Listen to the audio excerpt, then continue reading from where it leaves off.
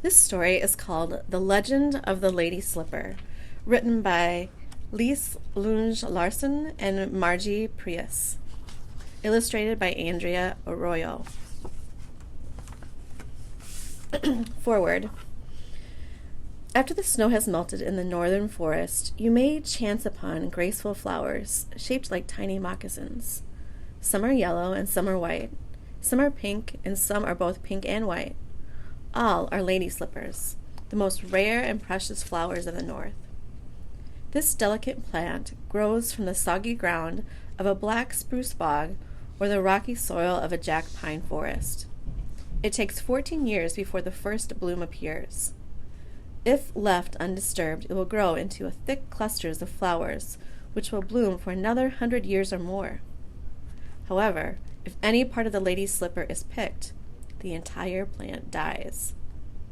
How did such a delicate flower come to grow in such rugged country? This Ojibwe legend will tell you.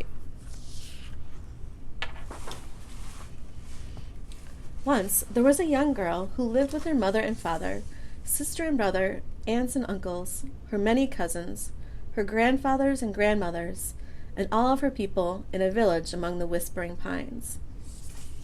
Of all her family, her older brother was her favorite.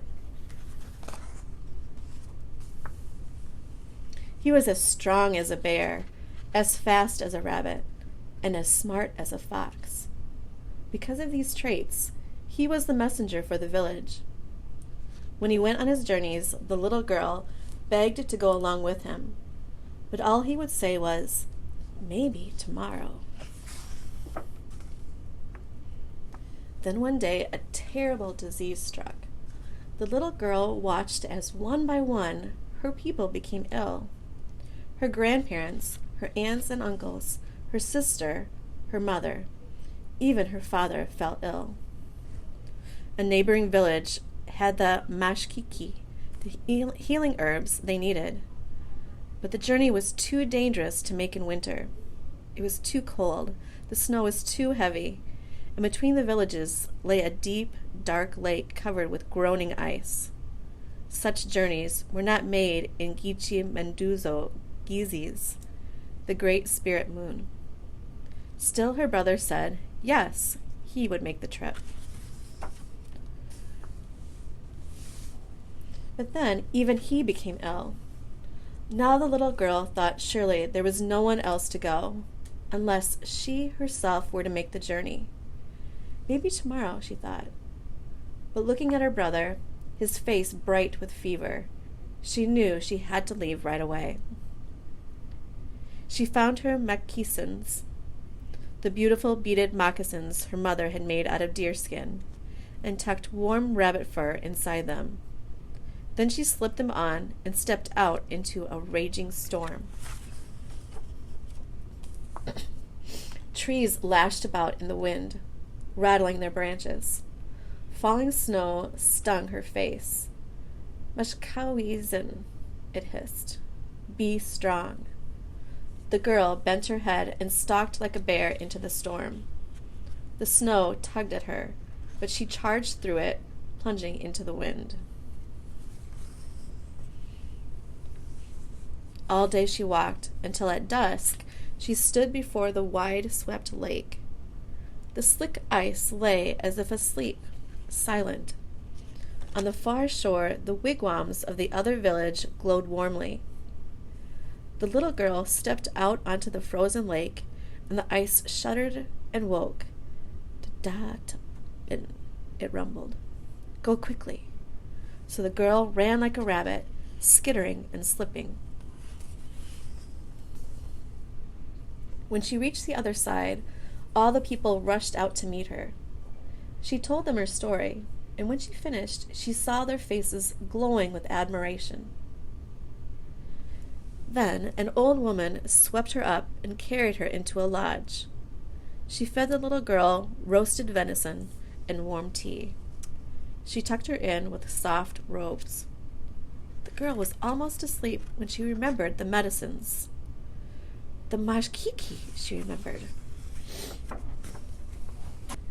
"We will bring you and the mashkiki to your people," the old woman whispered.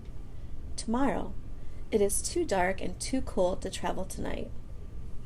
When the little girl closed her eyes, she saw the sad, pale faces of her family, her friends, and her brother, and she knew she must leave right away. She rose quietly, gathered up the medicine bundle, and crept out. The storm had stopped. Now all was deep cold and silence, except the popping and cracking of the trees. Her eyes stung. She felt the frost gather on her cheeks. She pulled her rope tight and hurried across the lake. Blue and green lights flickered in the sky. She knew the lights were the spirits of the dead, gaily dressed, rising and falling in the steps of a dance. Giba Yag Nimiwag, her people called them, the Northern Lights. What if someone from her family or one of her people were to join them because she had been so slow? She left the lake and quickened her pace, keeping her eyes on the lights in the sky. Suddenly, the snow collapsed around her, and she was buried up to her arms. She kicked and punched at the snow. That was no use. She turned her little legs as fast as she could, as if to run out of the snow. That only dug her deeper. Above her, the dancing spirits leapt and spun. Maybe she would be the next one among them, she thought. She fell back, exhausted. Nibwakan, the snow around her whispered. Be wise. Yes, she must be smart like the fox who thinks his way around the trap. She lay back to think and felt the snow relax its grip. She lay further back and it let go a little more. Slowly, she wriggled and turned, paddled and swam her way out of the snow. Hooah, she sang. Her feet were free. But then, Gaween! Oh no, she cried. Her feet were bare and cold. Her moccasins were gone, buried deep in the drift. She dug in the snow, but it was too soft and loose. She wiped her nose on her sleeve and continued on barefoot. With the very first steps,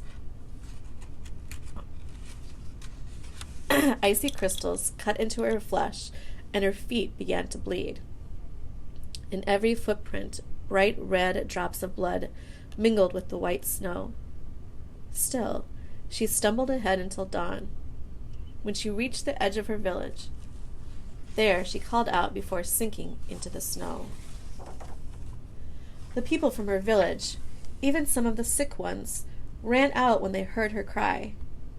They carried her back to her lodge and wrapped her swollen and bleeding feet in thick, warm deerskins.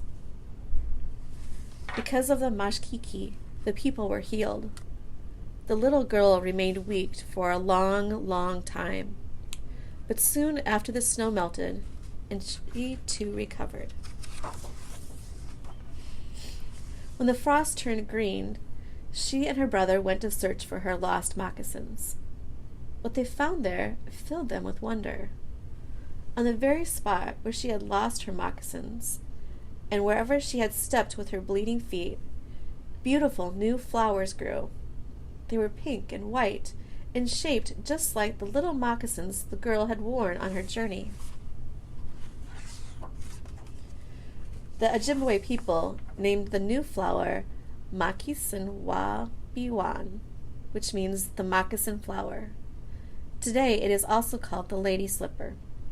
The people gave the little girl her name too, Waone, or little flower, because although she was as strong as a bear, fast as a rabbit, and smart as a fox, she was also as lovely and rare as a wild spring flower.